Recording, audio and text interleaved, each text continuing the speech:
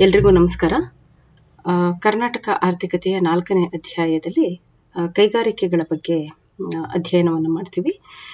So ಆ ಪ್ರಕಾರ ಈ ಸೆಷನಲ್ಲಿ ನಾನು ನಿಮಗೆ ಕರ್ನಾಟಕದ ಆರ್ಥಿಕತೆಯಲ್ಲಿ ಕೈಗಾರಿಕೆಗಳ ಮಹತ್ವ, ಇಂಪಾರ್ಟೆನ್ಸ್ ಆಫ್ ಇಂಡಸ್ಟ್ರಿಯಲ್ ಡೆವಲಪ್ಮೆಂಟ್, ಅದನ್ನು ಸ್ವಲ್ಪ ಡಿಸ್ಕಸ್ ಮಾಡೋಣ. ಇಂಪಾರ್ಟೆನ್ಸ್ ಆಫ್ ಇಂಡಸ್ಟ್ರಿಯಲ್ ಡೆವಲಪ್ಮೆಂಟ್ ಅಂದಾಗ, industrialisation means establishment of various firms, factories or industries and developing other related activities which plays a very important role in the development of the economy.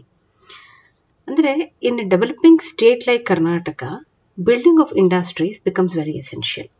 ಕರ್ನಾಟಕದಂತಹ ಒಂದು ಅಭಿವೃದ್ಧಿಶೀಲ ರಾಜ್ಯದಲ್ಲಿ ನೀವು ಕೈಗಾರೀಕರಣವನ್ನು ನಿರ್ವಹಣೆ ಮಾಡೋದು ಅಥವಾ ಕೈಗಾರೀಕರಣವನ್ನು ಮುಂದುವರಿಸ್ಕೊಂಡು ಹೋಗೋದು ಬಹಳ ಮುಖ್ಯ ಆಗುತ್ತೆ. ಏಕೆಂದರೆ ಅದರಿಂದ ಮಾತ್ರನೇ ಆರ್ಥಿಕ ಅಭಿವೃದ್ಧಿ ಉಂಟಾಗ್ತಾ ಇರುತ್ತೆ.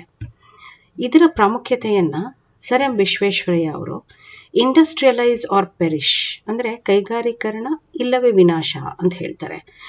ಆ ಮಾತಲ್ಲಿ ಕೈಗಾರೀಕರಣ ನೀವು ಮಾಡದೇ ಇದ್ರೆ ನಿಮ್ಮ ಆರ್ಥಿಕತೆ ವಿನಾಶ ಆಗುತ್ತೆ ಅನ್ನೋದನ್ನ ಸ್ಪಷ್ಟವಾಗಿ ಹೇಳ್ತಾರೆ. ಸೊ ಹಾಗಾಗಿ ಕೈಗಾರಿಕಾ ಅಭಿವೃದ್ಧಿಗೆ ತನ್ನದೇ ಆದ ಮಹತ್ವ ಇದೆ, and it plays a very important role in economic development of the country. So what is the role that industries play in the economic development of Karnataka economy? ಅದನ್ನು ನಾವು ಈ ಸೆಷನ್ ಅಲ್ಲಿ ನೋಡ್ತಾ ಹೋಗೋಣ. ಇಲ್ಲಿ what is the role that industries play ಅಂದರೆ, ಮೊದಲನೇದು contribution to agricultural progress.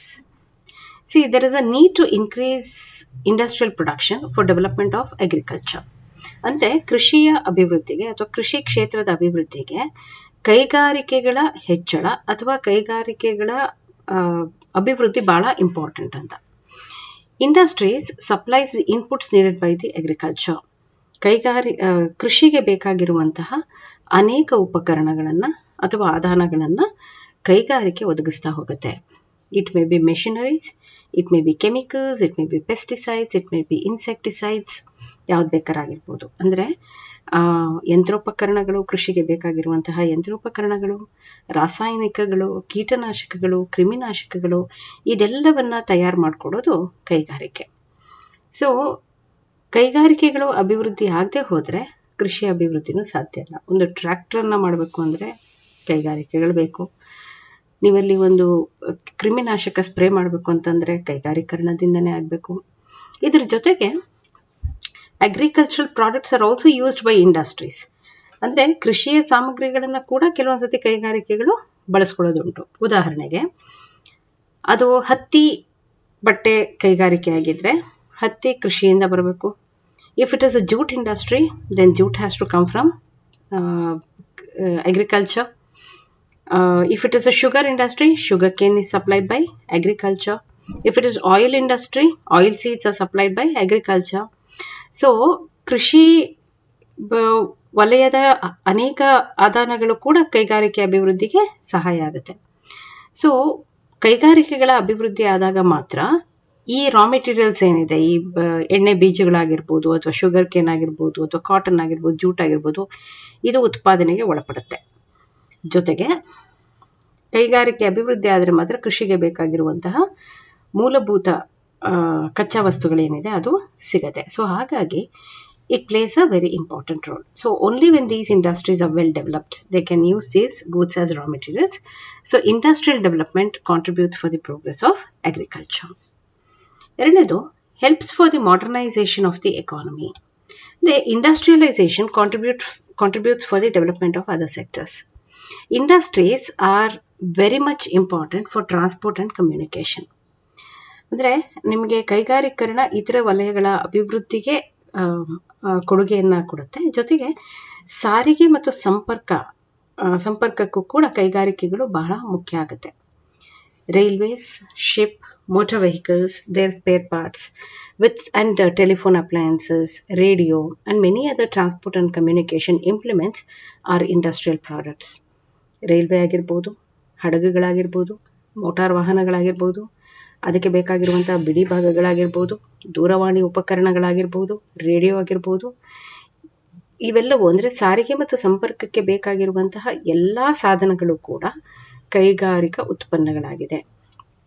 ಜೊತೆಗೆ the products needed for housing. ಈಗ ನೀವು ಮನೆ ನಿರ್ಮಾಣ ಮಾಡಬೇಕು ಅಂದರೆ, ವಸತಿಯನ್ನು ನಿರ್ಮಾಣ ಮಾಡಬೇಕು ಅಂತಂದರೆ, ಅಥವಾ ಡೆವಲಪ್ಮೆಂಟ್ ಆಫ್ ಟ್ರಾನ್ಸ್ಪೋರ್ಟಿಗೆ ಮನೆಗೆ ಬೇಕಾಗಿರುವಂಥ iron, steel, cement, all these are industrial products.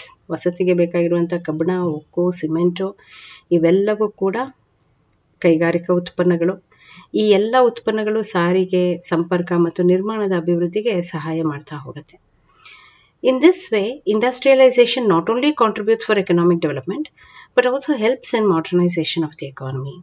ಅಂದರೆ ಈ ಕೈಗಾರೀಕರಣಗಳು ಆರ್ಥಿಕ ಅಭಿವೃದ್ಧಿ ಕೊಡುಗೆ ಮಾತ್ರ ಅಲ್ಲ, ಆರ್ಥಿಕತೆಯ ಆಧುನೀಕರಣಕ್ಕೂ ಕೂಡ ಸಹಾಯ ಮಾಡುತ್ತೆ. ಯಾವಾಗ ನಿಮಗೆ ಸಾರಿಗೆ ಮತ್ತು ಸಂಪರ್ಕ ಡೆವಲಪ್ ಆಗುತ್ತೋ, ಹಳ್ಳಿ ಜನಕ್ಕೆ ಅಥವಾ ಗ್ರಾಮೀಣ ಪ್ರದೇಶದ ಜನಕ್ಕೆ ಸಿಟಿ ಜನರ ಸಂಪರ್ಕ ಹೆಚ್ಚಾಗುತ್ತೆ, ದಿಲ್ಲಿಗಳಿಗೆ ರಸ್ತೆ ಸಂಪರ್ಕ ಸಿಗತ್ತೆ.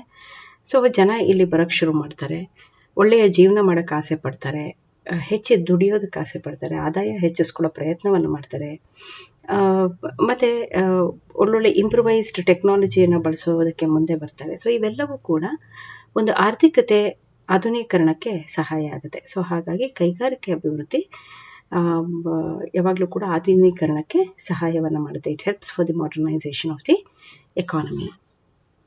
The next is creation of employment, ಅಂದರೆ ಉದ್ಯೋಗದ ಸೃಷ್ಟಿ. The growth of industries helps to a great extent in removal of unemployment. ನಿರುದ್ಯೋಗ ನಿವಾರಣೆಯಲ್ಲಿ ಕೈಗಾರಿಕೆಗಳ ಬೆಳವಣಿಗೆ ಅತ್ಯಂತ ಪ್ರಮುಖ ಪಾತ್ರವನ್ನು ಮಾಡುತ್ತೆ. ಇಲ್ಲಿ ಕರ್ನಾಟಕ ಆರ್ಥಿಕತೆಗೆ ಸಂಬಂಧಪಟ್ಟ ಹಾಗೆ ನೀವು ನೋಡಿದ್ರೆ ಇಟ್ ಈಸ್ ವೆರಿ ಟ್ರೂ, ಭಾಳ ಸತ್ಯವಾದ ಮಾತಿದು.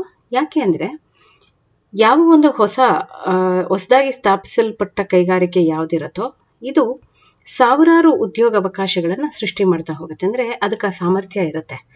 The newly established industry would create thousands of employment opportunities according to its capacity. It also employs labourers who come out of agriculture sector. ಯಾರು ಕೃಷಿ ವಲಯದಿಂದ ಹೊರಗೆ ಬರೋಕ್ಕೆ ಇಚ್ಛೆ ಪಡ್ತಾರೋ ಅಥವಾ ಗ್ರಾಮೀಣ ಪ್ರದೇಶದಿಂದ ಹೊರಗೆ ಬರೋಕ್ಕೆ ಇಚ್ಛೆ ಪಡ್ತಾರೋ ಅವರನ್ನ ಉದ್ಯೋಗ ಕೊಡೋದಕ್ಕೂ ಕೂಡ, ಅವರಿಗೆ ಉದ್ಯೋಗವನ್ನು ಒದಗಿಸೋದಕ್ಕೂ ಕೂಡ ಅದು ಸಹಾಯ ಮಾಡುತ್ತೆ. Since agriculture follows mechanization, many of the farmers are unemployed. ಅಂದರೆ ತುಂಬ ಸಾರಿ ಕೃಷಿಯಲ್ಲಿ ನಾವು ಯಾಂತ್ರೀಕರಣವನ್ನು ಹೆಚ್ಚಾಗಿ ಬಳಸ್ತಾ ನಮಗೆ ಲೇಬರರ್ಸ್ನ ಅವಶ್ಯಕತೆ ಕಡಿಮೆ ಆಗ್ತಾ ಹೋಗ್ತಾ ಇದೆ. ಇದು ಕೃಷಿ ವಲಯದಲ್ಲೂ ಕೂಡ ನಿರುದ್ಯೋಗ ಸಮಸ್ಯೆಯನ್ನು ಹೆಚ್ಚು ಮಾಡ್ತಾ ಇದೆ. ಸೊ ಹಾಗಾಗಿ ಕೈಗಾರಿಕೆಗಳು ಈ ರೀತಿ ಅನ್ಎಂಪ್ಲಾಯ್ಡ್ ಆದಂತಹ ರೈತರು ಯಾರಿದ್ದಾರೆ ಅವ್ರಿಗೆ ಉದ್ಯೋಗಾವಕಾಶವನ್ನು ಕೊಡ್ತಾ ಹೋಗುತ್ತೆ. So if you don't if the industries fail to provide them employment opportunities, it would lead to unemployment in agriculture and it may also hinder the development of the economy. ಅಂದರೆ ಅಕಸ್ಮಾತ್ ಕೈಗಾರಿಕೆ ಕೃಷಿಕರಿಗೆ ಹೆಚ್ಚು ಉದ್ಯೋಗಾವಕಾಶವನ್ನು ಕೊಡಿಸೋದ್ರಲ್ಲಿ ಏನಾದರೂ ವಿಫಲವಾದರೆ ಆರ್ಥಿಕತೆ ಅಭಿವೃದ್ಧಿಗೂ ಕೂಡ ಇದು ಅಡ್ಡಿಯಾಗುತ್ತೆ. ಸೊ ಹಾಗಾಗಿ it creates lot of employment opportunities. Then improvement of standard of living, ಜನರ ಜೀವನ ಮಟ್ಟದ ಸುಧಾರಣೆ. The industrial sector provides relatively higher wages than the wages given by other sectors. ಅಂದರೆ ಬೇರೆ ವಲಯದಲ್ಲಿ ಕೆಲಸ ಮಾಡ್ತಾ ಇರುವಂತಹ ಶ್ರಮಿಕರಿಗೆ ಸಿಗುವಂತಹ ಕೂಲಿಗಿಂತ ಕೈಗಾರಿಕೆಗಳಲ್ಲಿ ಕೆಲಸ ಮಾಡುವಂತಹ ಶ್ರಮಿಕರಿಗೆ ಹೆಚ್ಚಿನ ವೇತನ ಸಿಗತ್ತೆ. So their income and stand of living are comparatively high. ಕೈಗಾರಿಕಾ ಕಾರ್ಮಿಕರ ಆದಾಯ ಮತ್ತು ಜೀವನ ಮಟ್ಟ ತುಲನಾತ್ಮಕವಾಗಿ ಅಥವಾ ಸಾಪೇಕ್ಷವಾಗಿ ಹೆಚ್ಚಾಗಿರೋದನ್ನು ನೋಡ್ತೀವಿ. ಅಂದರೆ ಒಳ್ಳೆ ಊಟ ಮಾಡ್ತಿರ್ತಾರೆ, ಒಳ್ಳೆ ಮನೇಲಿ ವಾಸ ಇರ್ತಾರೆ, ಒಳ್ಳೆ ಬಟ್ಟೆಗಳನ್ನು ಹಾಕ್ಕೊಡ್ತಿರ್ತಾರೆ, ಅವ್ರ ಮಕ್ಕಳಿಗೆ ಒಳ್ಳೆ ಶಾಲೆಗಳಿಗೆ ಕಳಿಸ್ತಿರ್ತಾರೆ. ಯಾಕೆಂದರೆ ಅವ್ರ ಆದಾಯ ಸ್ವಲ್ಪ ಜಾಸ್ತಿ ಇರುತ್ತೆ. ಅವ್ರ ಆದಾಯ ಹೆಚ್ಚಾಗಿರೋದ್ರಿಂದ ಅವ್ರಿಗೆ ಒಂದು ಉತ್ತಮವಾದ ಜೀವನ ಮಾಡೋದಕ್ಕೆ ಅವಕಾಶ ಇರುತ್ತೆ. ಸೊ ಹಾಗಾಗಿ the industrial centers grew as towns and cities, which created a wide network for people who are working in industries, which makes them more civilized. ಅಂದರೆ ಕೈಗಾರಿಕಾ ಕೇಂದ್ರಗಳು ಪಟ್ಟಣಗಳು ಮತ್ತು ನಗರಗಳಾಗಿ ಬೆಳೀತಾ ಹೋಯಿತು. ಇದು ಕೈಗಾರಿಕೆಗಳಲ್ಲಿ ಕೆಲಸ ಮಾಡ್ತಿರುವಂತಹ ಜನರಿಗೆ ವ್ಯಾಪಕವಾದ ಸಂಪರ್ಕವನ್ನು ಸೃಷ್ಟಿ ಮಾಡಿಕೊಡ್ತು. ಮತ್ತು ಇದು ಅವರನ್ನು ಹೆಚ್ಚು ನಾಗರಿಕರನ್ನಾಗಿ ಮಾಡ್ತಾ ಹೋಯಿತು. ಅಂದರೆ ಒಂದು ನಾಗರಿಕತೆಯನ್ನು ಕಲಿಸ್ತಾ ಹೋಯಿತು, ಸಿವಿಲೈಸೇಷನನ್ನು ಹೇಳ್ತಾ ಹೋಯಿತು. ಸೊ ಹಾಗಾಗಿ ನಾಗರಿಕತೆಗೆ ಇದು ಸಹಾಯ ಮಾಡಿತು. Next benefits of internal and external economies, ಆಂತರಿಕ ಮತ್ತು ಬಾಹ್ಯ ಆರ್ಥಿಕತೆಗಳ ಪ್ರಯೋಜನಗಳು. Industries gives opportunities for getting benefits from internal and external economies to scale. Internal and external economies ಅಂತಂದರೆ ನಿಮಗೆ ಕೈಗಾರಿಕೆಯ ಒಳಗೆ ಮತ್ತು ಕೈಗಾರಿಕೆಯ ಹೊರಗೆ ಸಿಗುವಂತಹ ಒಂದು ಮಿತವ್ಯಯಗಳು, ಅಂದರೆ ಏನೇನ ಉಳಿತಾಯ ಆಗುತ್ತೋ ಅದನ್ನು ನಾವು ಎಕಾನಮೀಸ್ ಟು ಸ್ಕೇಲ್ ಅಂತ ಕರಿತೀವಿ, ಆರ್ಥಿಕ ಮಿತವ್ಯಯ ಅಂತ ಕರಿತೀವಿ. ಅಂದರೆ it is the economies are the advantages that you get because of industries, the internal and external advantages that you get. What are the internal advantages ಅಂತಂದರೆ ಲೇಬರ್ ಎಕಾನಮೀಸ್ ಇರ್ಬೋದು, power economies ಇರ್ಬೋದು, management economy ಇರ್ಬೋದು, administration economy ಇರ್ಬೋದು. ಅಂದರೆ ಯಾವಾಗ ದೊಡ್ಡ ಕೈಗಾರಿಕೆಗಳು ಸ್ಥಾಪನೆ ಆಗುತ್ತೋ ಕಡಿಮೆ ಬೆಲೆಯಲ್ಲಿ ನಾವು ಈ ಕೆಲಸವನ್ನು ಮಾಡ್ತಾ ಹೋಗ್ಬೋದು. ದೊಡ್ಡ ದೊಡ್ಡ ಮೆಷಿನರಿ ಅಳವಡಿಸೋದ್ರಿಂದ ಪವರ್ ವೇಸ್ಟ್ ಆಗೋದು ಕಡಿಮೆ ಆಗುತ್ತೆ. ಕಂಟಿನ್ಯೂಸ್ ಆಗಿ ರನ್ ಆಗ್ತಾ ಇರುತ್ತೆ ಮೆಷಿನರೀಸು, ಸೊ ಹಾಗಾಗಿ ವಿದ್ಯುತ್ ಪೋಲಾಗೋದು ತಪ್ಪತ್ತೆ. ಆಮೇಲೆ ದೊಡ್ಡ ಕೈಗಾರಿಕೆ ಆಗಿರೋದ್ರಿಂದ ಆಡಳಿತಾತ್ಮಕವಾಗಿ ಒಂದು ಸುಧಾರಿತ ಒಂದು ವ್ಯವಸ್ಥೆಯಲ್ಲಿ ಕೆಲಸ ಮಾಡೋಕ್ಕಾಗುತ್ತೆ. ಸುಧಾರಿತ ವ್ಯವಸ್ಥೆಯಲ್ಲಿ ಕೆಲಸ ಮಾಡೋದ್ರಿಂದ ಡಿಸಿಷನ್ ಮೇಕಿಂಗು ಎಲ್ಲವೂ ಕೂಡ ಚೆನ್ನಾಗಿರುತ್ತೆ. ಸೊ ಈ ರೀತಿಯ ಅನೇಕ ಮಿತವ್ಯಯಗಳು, ಆಂತರಿಕ ಮತ್ತು ಬಾಹ್ಯ ಮಿತವ್ಯಯಗಳು ಕೈಗಾರಿಕೆಗಳಿಂದ ಸ್ಥಾಪನೆ ಆಗುತ್ತೆ. The next very important is national defense, ರಾಷ್ಟ್ರೀಯ ರಕ್ಷಣೆ. ಕೈಗಾರಿಕೆ ರಾಷ್ಟ್ರೀಯ ರಕ್ಷಣೆಗೆ ಸಹಾಯವನ್ನು ಮಾಡುತ್ತೆ.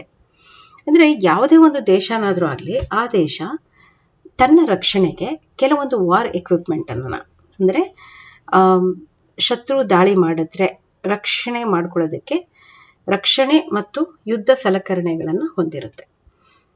ಅಂದರೆ ನಮಗೆ ನೇಬರ್ಸ್ ಎಷ್ಟು ಹೆಚ್ಚು ಅಪೋಸಿಷನ್ ಇರ್ತಾರೋ ಅಷ್ಟು ನಾವು ಸನ್ನದ್ಧರಾಗಿರ್ಬೇಕಾಗತ್ತೆ. ಹಾಗಾಗಿ ನಮಗೆ we need a huge quantity of war equipments to fight back the enemies who attack the country. ದೇಶದ ಮೇಲೆ ಯಾವುದೇ ಥರದ ವಿರೋಧವನ್ನು ಒಡ್ಡುವಂತಹ ಅಥವಾ ಶತ್ರುಗಳು ದಾಳಿ ಮಾಡಿದಂಥ ಸಮಯದಲ್ಲಿ ದೊಡ್ಡ ಪ್ರಮಾಣದಲ್ಲಿ ನಮಗೆ ಶಸ್ತ್ರಾಸ್ತ್ರ ಬೇಕು, ಯುದ್ಧ ಸಲಕರಣೆಗಳು ಬೇಕು. ಇದೆಲ್ಲ ಒದಗಿಸೋದು ಯಾರು? It is all supplied by industries. So it would not be a good idea to depend on other countries for war equipment. ನಾವು ಯುದ್ಧಕ್ಕೆ ಬೇಕಾಗಿರುವಂತಹ ಸಾಮಗ್ರಿಗಳನ್ನು ಬೇರೆ ದೇಶವನ್ನು ಅವಲಂಬಿಸಲೇಬಾರ್ದು. ಯಾಕೆಂದರೆ ಯುದ್ಧ ನೀವು ಬೇರೆ ದೇಶದಿಂದ ಮಾಡ್ತಿರೋದ್ರಿಂದ ಬೇರೆ ದೇಶವನ್ನು ಎಷ್ಟರ ಮಟ್ಟಿಗೆ ನಾವು ನಂಬೋದಕ್ಕೆ ಸಾಧ್ಯವಾಗುತ್ತೆ, how much can we trust the other country. So ಈ ವಿಷಯದಲ್ಲಿ we should always B self ರಿಲಯಂಟ್. ನಾವು ನಮಗೆ ನಾವೇ ಎಷ್ಟು ಬೇಕೋ ಅಷ್ಟನ್ನು ಉತ್ಪಾದನೆ ಮಾಡ್ಕೊಳ್ಳೋಷ್ಟು ಸಾಮರ್ಥ್ಯವನ್ನು ನಾವು ಬೆಳೆಸ್ಕೊಂಡಿರಬೇಕು. ಸೊ ಹಾಗಾಗಿ industries helps for the are contributes for the national defence. ಕೈಗಾರಿಕೆಗಳ ಅಭಿವೃದ್ಧಿಯು ರಾಷ್ಟ್ರೀಯ ರಕ್ಷಣೆಗೆ ಕೊಡುಗೆಯನ್ನು ನೀಡುತ್ತೆ. ಅದಾದಮೇಲೆ foreign exchange earnings. Foreign exchange earnings ಅಂದಾಗ ನಮಗೆ ಎಕ್ಸ್ಪೋರ್ಟ್ಸಿಂದ ಬರುವಂತಹ ಆದಾಯ, ನಾವು ಮಾಡುವಂತಹ ರಫ್ತಿಂದ ನಮಗೆ ಬರುವಂತಹ ಆದಾಯ. Whenever the industrialization takes place, it helps for the progress of foreign trade. ಅಂದರೆ ಕೈಗಾರೀಕರಣ ವಿದೇಶಿ ವ್ಯಾಪಾರದ ಪ್ರಗತಿಗೆ ಸಹಾಯ ಮಾಡುತ್ತೆ. ಸೊ ಕೈಗಾರಿಕೆಗಳಲ್ಲಿ ಉತ್ಪಾದನೆಯಾದ ಸರಕುಗಳಿಗೆ ಹೆಚ್ಚು ಬೆಲೆ ಇರುತ್ತೆ ಕೃಷಿ ಸರಕುಗಳಿಗಿಂತ. ಅಂದರೆ the prices of industrial products are higher compare to agricultural products. So ಅದನ್ನು ಎಕ್ಸ್ಪೋರ್ಟ್ಸ್ ಮಾಡಿದಾಗ ಜಾಸ್ತಿ ಹಣ ನಮ್ಮ ದೇಶಕ್ಕೆ ಹರಿದು ಬರುತ್ತೆ. ಸೊ ಹಾಗಾಗಿ it helps in foreign exchange earnings. ಬೇರೆ ದೇಶದಿಂದ ನಮ್ಮ ದೇಶಕ್ಕೆ ಬರುವ ಹಣದ ಪ್ರಮಾಣ ಜಾಸ್ತಿ ಆಗೋದ್ರಿಂದ one way it contributes for the foreign exchange earnings. Then achievement of self reliance. ನಾನು ಹೇಳದ್ನಲ್ಲ, ನೀವು ಡಿಫೆನ್ಸ್ಗಾಗಲಿ ಅಥವಾ ಫಾರಿನ್ ಟ್ರೇಡ್ಗಾಗಲಿ ನೀವು ಬೇರೆ ದೇಶವನ್ನು ಅವಲಂಬಿಸೋದು ಅಷ್ಟು ಒಳ್ಳೆ ಯೋಚನೆ ಅಲ್ಲ. Industries helps the country to be more self reliant. With production of consumer goods, production goods, machineries, basic necessities, the country can achieve self-reliance. So, a developing state like Karnataka can reach self-reliance with industrialization. ಕೈಗಾರಿಕೆಗಳು ದೇಶವು ಹೆಚ್ಚು ಸ್ವಾವಲಂಬಿಗಳಾಗೋದಕ್ಕೆ ಸಹಾಯ ಮಾಡುತ್ತೆ. ಅಂದರೆ ಗ್ರಾಹಕ ಸರಕುಗಳಾಗಿರ್ಬೋದು, ಉತ್ಪಾದನಾ ಸರಕುಗಳಾಗಿರ್ಬೋದು, ಯಂತ್ರೋಪಕರಣಗಳಾಗಿರ್ಬೋದು, ಯುದ್ಧದ ಸಾಮಗ್ರಿಗಳಾಗಿರ್ಬೋದು, ಸಾರಿಗೆಗೆ ಬೇಕಾಗಿರುವಂಥದ್ದಾಗಿರ್ಬೋದು, ಸಂಪರ್ಕಕ್ಕೆ ಬೇಕಾಗಿರುವಂಥದ್ದಾಗಿರ್ಬೋದು, ಸಾಫ್ಟ್ವೇರನ್ನು ಕ್ರಿಯೇಟ್ ಮಾಡುವಂಥದ್ದಾಗಿರ್ಬೋದು, ಪ್ರತಿಯೊಂದು ಕೂಡ ಈ ಕೈಗಾರಿಕೆಯ ಕೆಳಗೆ ಬರುತ್ತೆ. ಸೊ ಹಾಗಾಗಿ ಒಂದು ದೇಶ ಸ್ವಾವಲಂಬನೆಯನ್ನು ಸಾಧಿಸಬೇಕು ಅಂತಂದರೆ ಆವಾಗ ಕೈಗಾರೀಕರಣ ಭಾಳ ಅದಕ್ಕೆ ಸಹಾಯ ಮಾಡುತ್ತೆ. ಸೊ ಕರ್ನಾಟಕದಂತಹ ಅಭಿವೃದ್ಧಿಶೀಲ ರಾಜ್ಯ ಕೈಗಾರೀಕರಣದಿಂದ ಸ್ವಾವಲಂಬನೆ ರಾಜ್ಯವನ್ನು ತಲುಪೋದಕ್ಕೆ ಸಾಧ್ಯವಾಗುತ್ತೆ. Then balanced development. In Karnataka, there is lot of regional imbalance. ಸಿಕ್ಕಾಪಟ್ಟೆ ಕರ್ನಾಟಕದಲ್ಲಿ ಪ್ರಾದೇಶಿಕ ಅಸಮತೋಲನ ಇರೋದನ್ನು ನೋಡ್ತೀವಿ. ಅದೇ ರಾಜ್ಯದ ಒಳಗೇನೆ ಜಿಲ್ಲೆಗಳ ಮಧ್ಯೆ ಅಸಮತೋಲನ ಇರೋದನ್ನು ನೋಡ್ತೀವಿ. ಅಂದರೆ ಕೆಲವು ಪ್ರದೇಶಗಳು ಚೆನ್ನಾಗಿ ಅಭಿವೃದ್ಧಿಯಾಗಿದೆ, ಕೆಲವು ಹಿಂದುಳಿದಿದೆ. ಸೊ ನಾವು ಸಣ್ಣ ಪ್ರಮಾಣದ ಮತ್ತು ದೊಡ್ಡ ಪ್ರಮಾಣದ ಕೈಗಾರಿಕೆಗಳನ್ನು ಅಲ್ಲಲ್ಲಿ ಸ್ಥಾಪನೆ ಮಾಡೋದ್ರಿಂದ ಉತ್ಪಾದನೆ, ಉದ್ಯೋಗ, ಆದಾಯ, ಬಂಡವಾಳ ಸಂಚಯನ ಇವೆಲ್ಲ ಕೂಡ ಜಾಸ್ತಿಯಾಗಿ ಒಂದು ಬ್ಯಾಲೆನ್ಸ್ಡ್ ಡೆವಲಪ್ಮೆಂಟ್ ಸಿಗೋದಕ್ಕೆ ಸಾಧ್ಯವಾಗುತ್ತೆ. ಅಂದರೆ ಕರ್ನಾಟಕ ಪ್ರಾದೇಶಿಕ ಅಸಮತೋಲನವನ್ನು ಅನುಭವಿಸ್ತಾ ಇದೆ. ರಾಜ್ಯದ ಒಳಗೂ ಕೂಡ ಹಲವಾರು ಜಿಲ್ಲೆಗಳು ಒಂದಕ್ಕೊಂದು ಸಮವಾಗಿಲ್ಲ, ಪ್ರಾದೇಶಿಕವಾಗಿ ಹಿಂದುಳಿದಿರೋದನ್ನು ನೋಡ್ತೀವಿ. ಸೊ ಹಾಗಾಗಿ ನಾವು ಸರಿಯಾದ ಪ್ರಮಾಣದಲ್ಲಿ ಸಣ್ಣ ಮತ್ತು ದೊಡ್ಡ ಕೈಗಾರಿಕೆಗಳನ್ನು ಸ್ಥಾಪಿಸೋದ್ರ ಮೂಲಕ ಉತ್ಪಾದನೆ, ಉದ್ಯೋಗ, ಆದಾಯ ಮತ್ತು ಬಂಡವಾಳ ರಚನೆ ಹೆಚ್ಚಾಗೋ ಹಾಗೆ ಮಾಡಿ ಸಮತೋಲನ ಅಭಿವೃದ್ಧಿಯನ್ನು ತಲುಪೋದಕ್ಕೆ ಸಾಧ್ಯವಾಗುತ್ತೆ. Then next is help for the development of transportation and communication. Industries are established in few centers where the places are easily made, ಅಂದರೆ ಎಲ್ಲಿ easy availability of raw materials, easy availability of spare parts, easy availability of implements, where there is 24 hours power connection, transportation is good. So everything should be intact in a place where industries are established. So ಹಾಗಾಗಿ ಕೈಗಾರಿಕೆಗಳು ನಿಮಗೆ ಕಚ್ಚಾ ವಸ್ತುಗಳು, ಬಿಡಿ ಭಾಗಗಳು ಅಥವಾ ಇತರೆ ಸಲಕರಣೆಗಳು ಸುಲಭ ಲಭ್ಯ ಇರೋ ಸ್ಥಳಗಳಲ್ಲಿ ಕೆಲವು ಕೇಂದ್ರಗಳಲ್ಲಿ ಕೈಗಾರಿಕೆಗಳನ್ನು ಸ್ಥಾಪಿಸಿರ್ತಾರೆ. ಇದಲ್ಲದೆ ಈ ವಸ್ತುಗಳನ್ನು ಕೈಗಾರಿಕೆಗಳಿಗೆ ಮತ್ತು ಸಿದ್ಧಪಡಿಸಿದ ವಸ್ತುಗಳನ್ನು ಕೈಗಾರಿಕೆಯಿಂದ ಮಾರುಕಟ್ಟೆಗಳಿಗೆ ಸಾಗಿಸೋ ಕೆಲಸವನ್ನು ಮಾಡಬೇಕು ಅಂದಾಗ ಸಾರಿಗೆ ಸೌಲಭ್ಯಗಳ ಅಭಿವೃದ್ಧಿ ಮತ್ತು ಸುಧಾರಣೆಗೆ ಹೆಚ್ಚು ಕೊಡುಗೆಯನ್ನು ಕೈಗಾರಿಕೆಗಳು ನೀಡ್ತಾ ಹೋಗುತ್ತೆ. It helps for the improvement in R the development of transport and communication. Then revenue to the government. Various industrial products are taxed in different ways. ಅಂದರೆ ಇವಾಗ ಮೊದಲೆಲ್ಲ ಬೇರೆ ಬೇರೆ ಥರದ ಟ್ಯಾಕ್ಸ್ ಇತ್ತು, ಸೇಲ್ಸ್ ಟ್ಯಾಕ್ಸ್, ಎಕ್ಸೈಸ್ ಡ್ಯೂಟಿ ಈ ಥರ ಎಲ್ಲ ಇತ್ತು. ನಾನು ಅದಕ್ಕೆ ಮೆನ್ಷನ್ ಮಾಡಿದ್ದೀನಿ. But now we have GST, goods and sales tax ಅಂತ ಇದೆ. ಗೂಡ್ಸ್ ಆ್ಯಂಡ್ ಈ GST ಬಂದ ಮೇಲೆ ಬೇರೆಲ್ಲ ಟ್ಯಾಕ್ಸ್ಗಳು ಹೋಯಿತು. ಈ ಸೇಲ್ಸ್ ಟ್ಯಾಕ್ಸು ಅಥವಾ ರೆವಿನ್ಯೂ ಟ್ಯಾಕ್ಸು ಇದೇನೇನು ಬೇರೆ ಬೇರೆ ಬೇರೆ ಎಕ್ಸೈಸ್ ಡ್ಯೂಟೀಸು ಇವೆಲ್ಲ ಏನೇನು ಟ್ಯಾಕ್ಸ್ ಇತ್ತು ಎಲ್ಲವೂ ಹೋಗಿ ಅದರ ಜಾಗದಲ್ಲಿ one tax, one economy, one nation ಅಂತ ಮಾಡಿ GSTಯನ್ನು ಜಾಗಕ್ಕೆ ತಂದಿದ್ದಾರೆ. ಸೊ ವಿವಿಧ ಕೈಗಾರಿಕಾ ಉತ್ಪನ್ನಗಳಿಗೆ ವಿವಿಧ ರೀತಿಯ ತೆರಿಗೆ ದರವನ್ನು ವಿಧಿಸಿ ತೆರಿಗೆಯನ್ನು ವಿಧಿಸಲಾಗುತ್ತೆ. ಸೊ ಅದರ ಮೂಲಕ ಸಾಕಷ್ಟು ಹಣ ಸರ್ಕಾರಕ್ಕೆ ಬರ್ತಾ ಹೋಗುತ್ತೆ. ಸೊ ಕೈಗಾರಿಕೆಗಳ ಸ್ಥಾಪನೆಯಿಂದ ಸರ್ಕಾರದ ಆದಾಯ ಹೆಚ್ಚಾಗ್ತಾ ಹೋಗುತ್ತೆ. Then next is stimulus to labor mobility. In Karnataka economy, we find labor immobility. Karnataka ಆರ್ಥಿಕತೆಯಲ್ಲಿ ನಾವು ಕಾರ್ಮಿಕರ ನಿಶ್ಚಲತೆ ಅಥವಾ ಅವರು ಚಲನರಹಿತತೆಯನ್ನು ನೋಡ್ತೀವಿ. ಯೂಶುವಲ್ ಆಗಿ many factors like traditions, blind belief, customs, traditions restrict them from moving from one place to another. ಅನೇಕ ಸಂಪ್ರದಾಯಗಳು, ಕೂಡು ನಂಬಿಕೆಗಳು, ನಿರ್ದಿಷ್ಟ ಸಂಪ್ರದಾಯಗಳು, ಆಮೇಲೆ ನಮ್ಮ ಕಸಬನ್ನೇ ಮಾಡಬೇಕು ಅಂತ ಒಂದು ಆಕ್ಯುಪೇಷನಲ್ ಯೋಚನೆ ಏನಿದೆ, ಇದು ನಮ್ಮ ಕುಟುಂಬಕ್ಕೆ ಬಂದಿರುವಂತಹ ಆಕ್ಯುಪೇಷನ್, ಇದು ವೃತ್ತಿ, ಇದನ್ನೇ ನಾವು ಮಾಡಬೇಕು. ಮಡಕೆ ಮಾಡೋರು ಮಡಕೆನೇ ಮಾಡ್ತಾ ಇರಬೇಕು, ಅಥವಾ ಕೂಲಿ ಮಾಡೋರು ಕೂಲಿನೇ ಮಾಡ್ತಿರ್ಬೇಕು, ಅಥವಾ ಯಾರಾದರೂ ಇದು ಡೋಬಿಗಳು ಇದ್ರೆ ಮಡಿವಾಳದವರು ಅವ್ರು ಅದೇ ಕೆಲಸನೇ ಮಾಡ್ತಾ ಇರಬೇಕು. ಹೀಗೆ ಆಕ್ಯುಪೇಷನಲ್ ಇಮ್ಮೊಬಿಲಿಟಿ ಇದೆಯಲ್ಲ, this makes labour not to move from one place to another. So the industrialisation motivates people to move from one place to another. ಆಮೇಲೆ ಕೆಲವೊಂದು ಸತಿ ಆದಾಯಕ್ಕೋಸ್ಕರ ತುಂಬ ದೂರದ ಪ್ರದೇಶಗಳಿಗೂ ಹೋಗೋದಕ್ಕೆ ಸಹಾಯ ಮಾಡುತ್ತೆ. ಯಾವಾಗ ಒಂದು ಜಾಗದಿಂದ ಇನ್ನೊಂದು ಜಾಗಕ್ಕೆ ಹೋಗ್ತಾರೋ ಅವರು ತಮ್ಮ ಕುಲಕಸಬನ್ನು ಬಿಟ್ಟು ಸ್ವಲ್ಪ ಜಾಸ್ತಿ ಆದಾಯ ಬರೋ ಕಡೆಗೆ ಅಥವಾ ಅವ್ರಿಗೆ ಎಲ್ಲಿ ಸಾಮರ್ಥ್ಯ ಇದೆಯೋ ಆ ಕಡೆಗೆ ಹೆಚ್ಚು ಮೂವ್ ಆಗೋದಕ್ಕೆ ಶುರು ಮಾಡ್ತಾರೆ. And labour mobility increases income of the people, it removes poverty and it removes unemployment. ನಿರುದ್ಯೋಗ ಸಮಸ್ಯೆಯನ್ನು ಹೋಗಲಾಡಿಸಿ ಬಡತನವನ್ನು ಹೋಗಲಾಡಿಸುತ್ತೆ ಮತ್ತು ಆದಾಯವನ್ನು ಹೆಚ್ಚಿಸುವಂಥ ಕೆಲಸವನ್ನು ಮಾಡುತ್ತೆ. ಕೊನೆಯದಾಗಿ social and educational development. Industrialization helps for social and economic development and educational development. The income of people increases in the industrial centers. ಅಂದರೆ ಕೈಗಾರಿಕಾ ಕೇಂದ್ರಗಳಲ್ಲಿ ಜನರ ಆದಾಯ ಹೆಚ್ಚಾಗ್ತಾ ಹೋಗುತ್ತೆ. They can lead a better life, ಅಂದರೆ ಅವರೊಂದು ಉತ್ತಮವಾದ ಜೀವನ ನಡೆಸೋದಕ್ಕೆ ಸಹಾಯ ಆಗುತ್ತೆ. And it also provides an opportunity for educational development. ಶೈಕ್ಷಣಿಕ ಅಭಿವೃದ್ಧಿಗೂ ಕೂಡ ಅವರಿಗೆ ಅವಕಾಶವನ್ನು ಒದಗಿಸಿರ್ತಾರೆ. The improvement of standard of living improves the social status and educational status of people. ಯಾವಾಗ ಅವರ ಜೀವನ ಮಟ್ಟ ಸುಧಾರಣೆ ಆಗುತ್ತೋ, ಯಾವಾಗ ಅವರ ಆದಾಯ ಮಟ್ಟದಲ್ಲಿ ಸುಧಾರಣೆ ಆಗುತ್ತೋ, ಸಾಮಾಜಿಕವಾಗಿ ಮತ್ತು ಶೈಕ್ಷಣಿಕವಾಗಿ ಅವರ ಸ್ಥಾನಮಾನ ಸುಧಾರಣೆ ಆಗುತ್ತೆ. ಏಕೆಂದರೆ ಆದಾಯದ ಹೆಚ್ಚಳ ಮಕ್ಕಳಿಗೆ ವಿದ್ಯಾಭ್ಯಾಸ ಕೊಡಿಸೋದಕ್ಕೆ ಪೇರೆಂಟ್ಸ್ ಮನಸ್ಸು ಮಾಡ್ತಾರೆ. ಅವರು ಸ್ವಲ್ಪ ಒಳ್ಳೊಳ್ಳೆ ಬಟ್ಟೆ ಹಾಕ್ಕೊಳ್ಳೋದು ಅಥವಾ ಒಳ್ಳೆ ಜೀವನವನ್ನು ನಡೆಸೋದು, ಒಳ್ಳೆ ಊಟ ಮಾಡೋದು, ಒಳ್ಳೆ ಮನೆಯಲ್ಲಿ ವಾಸ ಮಾಡೋದು, ಇದೆಲ್ಲ ಮಾಡೋದ್ರಿಂದ ಸಾಮಾಜಿಕವಾಗಿ ಕೂಡ ಅವ್ರು ಮುಂದುವರಿತಾರೆ. ಜೊತೆಗೆ ಮಕ್ಕಳನ್ನ ಓದಿಸ್ಬೇಕು ಅನ್ನೋ ನಿಟ್ಟಿನಲ್ಲಿ ಅವರು ಕೆಲಸ ಮಾಡೋದ್ರಿಂದ it leads for the educational development also. So industrialisation helps for social and educational development. So if I have to conclude, industrialization contributes for the economic development of the country.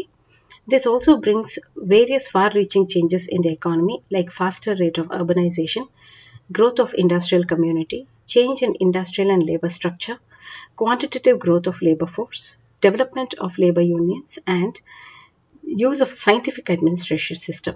Industrial development is as important as bones of the body. The country with well-developed industries are considered to be developed economy. ಅಂದರೆ ಇಂಡಸ್ಟ್ರಿಯಲೈಸೇಷನ್ನು ಕೈಗಾರೀಕರಣ ದೇಶದ ಆರ್ಥಿಕ ಅಭಿವೃದ್ಧಿಗೆ ಕೊಡುಗೆಯನ್ನು ನೀಡ್ತಾ ಹೋಗುತ್ತೆ. ಇದರ ನಗರೀಕರಣದ ವೇಗದ ದರವನ್ನು ಹೆಚ್ಚುತ್ತೆ, ಕೈಗಾರಿಕಾ ಸಮುದಾಯದ ಬೆಳವಣಿಗೆಗೆ ಪಾತ್ರವನ್ನು ವಹಿಸುತ್ತೆ, ಕೈಗಾರಿಕೆ ಮತ್ತು ಕಾರ್ಮಿಕ ರಚನೆಯಲ್ಲಿ ಬದಲಾವಣೆಯನ್ನು ತರುತ್ತೆ, ಕಾರ್ಮಿಕ ಬಲದ ಪರಿಮಾಣಾತ್ಮಕ ಬೆಳವಣಿಗೆಗೆ ಇದು ಸಹಕಾರವನ್ನು ಕೊಡುತ್ತೆ, ಮತ್ತು ಕಾರ್ಮಿಕ ಸಂಘಗಳ ಅಭಿವೃದ್ಧಿ, ಅವ್ರಿಗೆ ಚೌಕಾಶಿ ಶಕ್ತಿಯನ್ನು ಜಾಸ್ತಿ ಮಾಡುವಂತಹ ಕಾರ್ಮಿಕ ಸಂಘಗಳ ಅಭಿವೃದ್ಧಿ ಆಗೋದಕ್ಕೆ ಸಹಾಯ ಮಾಡುತ್ತೆ, ವೈಜ್ಞಾನಿಕ ಆಡಳಿತ ವ್ಯವಸ್ಥೆಯನ್ನು ಬಳಕೆಗೆ ತರೋದಕ್ಕೆ ಸಹಾಯ ಆಗುತ್ತೆ. ವಿವಿಧ ದೂರದೃಷ್ಟಿಯನ್ನು ಹೊಂದಿರುವಂತಹ ಬದಲಾವಣೆಗಳು ಆರ್ಥಿಕತೆಯಲ್ಲಿ ಬರೋದಕ್ಕೆ ಸಾಧ್ಯವಾಗುತ್ತೆ. ಸೊ ದೇಹಕ್ಕೆ ಮೂಳೆಗಳೆಷ್ಟು ಮುಖ್ಯನೋ ದೇಶದ ಅಭಿವೃದ್ಧಿಗೆ ಕೈಗಾರಿಕೆಗಳು ಕೂಡ ಅಷ್ಟೇ ಮುಖ್ಯ ಅಂತ ಹೇಳ್ತಾರೆ. ಸೊ ಹಾಗಾಗಿ ಅತ್ಯುತ್ತಮ ಅಭಿವೃದ್ಧಿ ಹೊಂದಿದ ಕೈಗಾರಿಕೆಗಳನ್ನು ಹೊಂದಿರುವಂಥ ದೇಶವನ್ನು ನಾವು ಅಭಿವೃದ್ಧಿ ಹೊಂದಿದ ದೇಶ ಅಂತ ಕರಿತೀವಿ. ಯಾವ ದೇಶದಲ್ಲಿ ಅಭಿವೃದ್ಧಿ ಹಿಂದುಳಿದಿದೆಯೋ ಆ ದೇಶವನ್ನು ನಾವು ಹಿಂದುಳಿದಿರುವ ದೇಶ ಅಂತ ಕರಿತೀವಿ. ಅಥವಾ ಕೈಗಾರಿಕೆಗಳಲ್ಲಿ ಈಗಿನ್ನೂ ಮುಂದುವರಿಯೋ ಪ್ರಯತ್ನವನ್ನು ಮಾಡ್ತಿರುವಂಥ ದೇಶವನ್ನು ನಾವು we call it developing economy. So ಇನ್ನಷ್ಟು ಸಾಕಷ್ಟು ಕೆಲಸ ಮಾಡೋ ಅವಶ್ಯಕತೆ ಇದೆ, ಇನ್ನೂ ಕೈಗಾರಿಕೆಗಳನ್ನು ಅಭಿವೃದ್ಧಿಪಡಿಸುವಂತಹ ಅವಶ್ಯಕತೆ ಇದೆ. ಸೊ ಹಾಗಾಗಿ ಸರ್ಕಾರ ಈ ನಿಟ್ಟಿನಲ್ಲಿ ಸಾಕಷ್ಟು ಕೆಲಸವನ್ನು ಕೂಡ ಮಾಡ್ತಾ ಇದೆ. So this is about the importance of industries in Karnataka economy, Karnataka ಆರ್ಥಿಕತೆಯಲ್ಲಿ ಕೈಗಾರಿಕೆಗಳ ಪಾತ್ರ. Thank you.